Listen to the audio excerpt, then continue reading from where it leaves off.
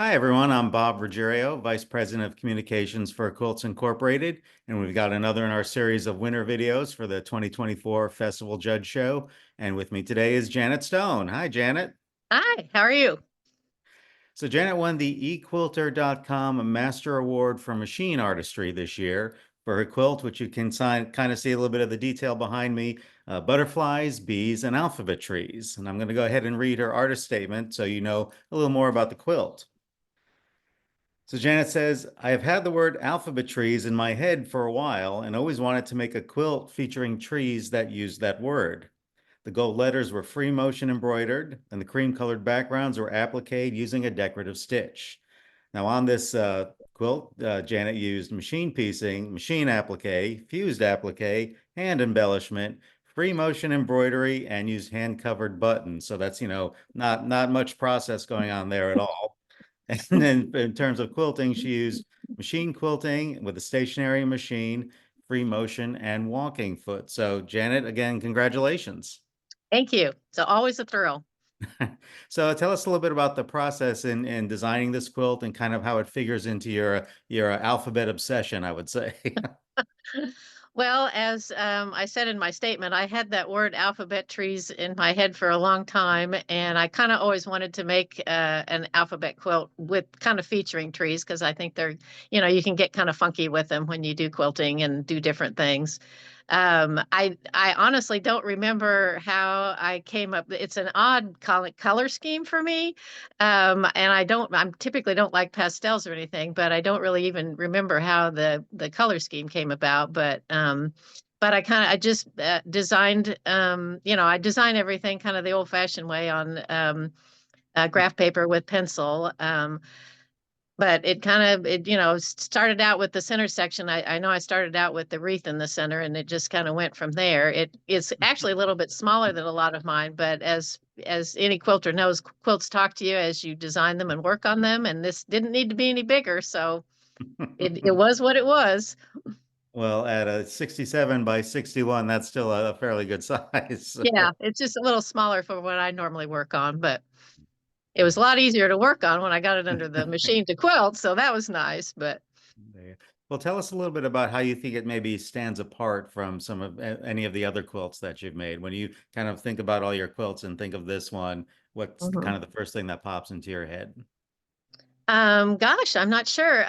Well, probably the color scheme more than anything, because I tend to like more mute colors or kind of dirty colors, kind of country antique colors. And Mhm. when I was working on this one, I was trying to find a stripe, it was a lavender and cream color stripe that I used in the quilt, and which is something it's kind of hard to find. I mean, I have a lot of local quilt shops around me, and I visited all of them, but it's kind of an oddball specific thing to look for. So I ended up probably ordering about 5 yards of different lavender and cream color stripes from various online quilt shops, fabric stores.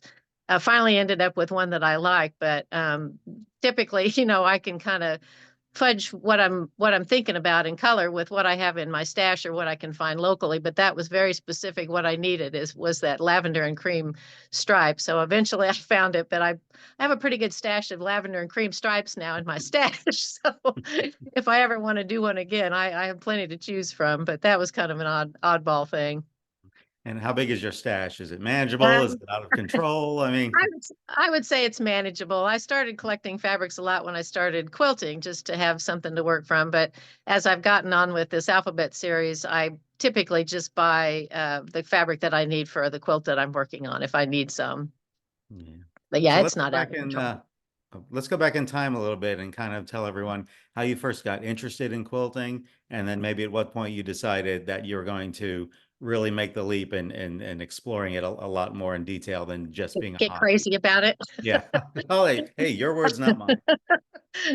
I mean, I remember making quilts back probably in the 80s with my mom that were all like printed panels, and we quote unquote quilted them, but with tying intersections together with yarn.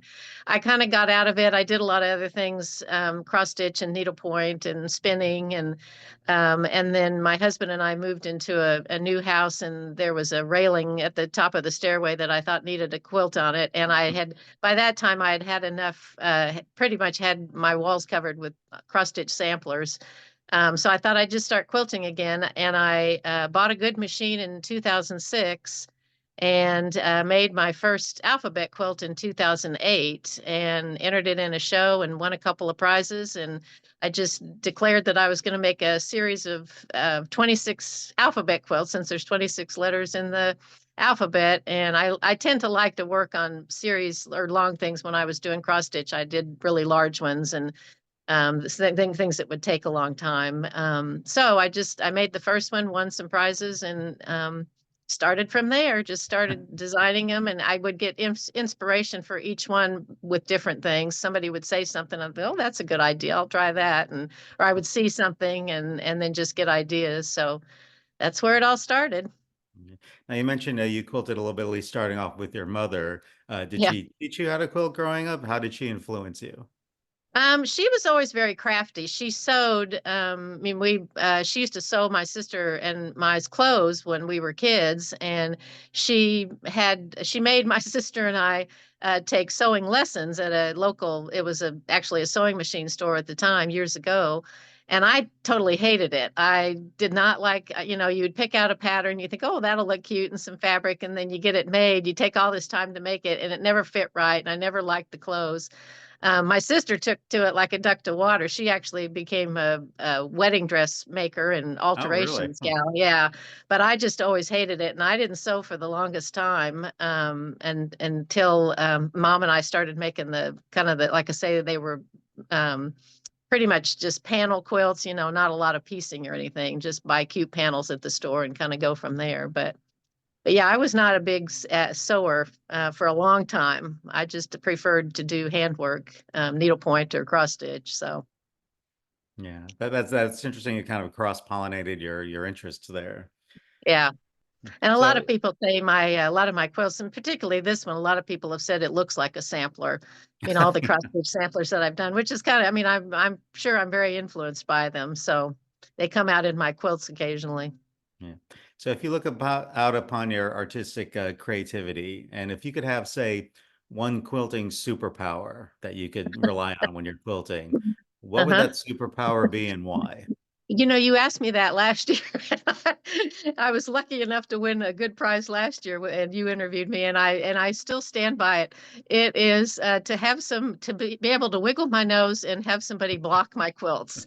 I hate to block quilts. It has to be done, because I work on, I quilt underneath a domestic sewing machine, so you're always scrunching up the quilt and getting it into places, that is not great for the quilt. So they have to be blocked if you're going to show them. And I do it the old fashioned way, on the floor with pins on my hands and knees. And you have to do a lot of measuring and pinning, and it's just a pain in the rear. So if I could wiggle my nose and just have it blocked immediately, that would be fabulous.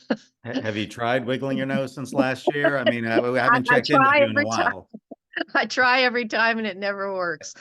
And sewing on binding is the other thing. If they could also, if that nose wiggle could also sew on bindings, that would be great. Because strangely enough, as much as I still like to cross stitch and needlepoint, you cross stitch and needlepoint with dull needles, but you have to sew on binding with sharp needles. And sharp needles and I do not get along, but I do it. But yeah, I completely, it's the worst part of quilting.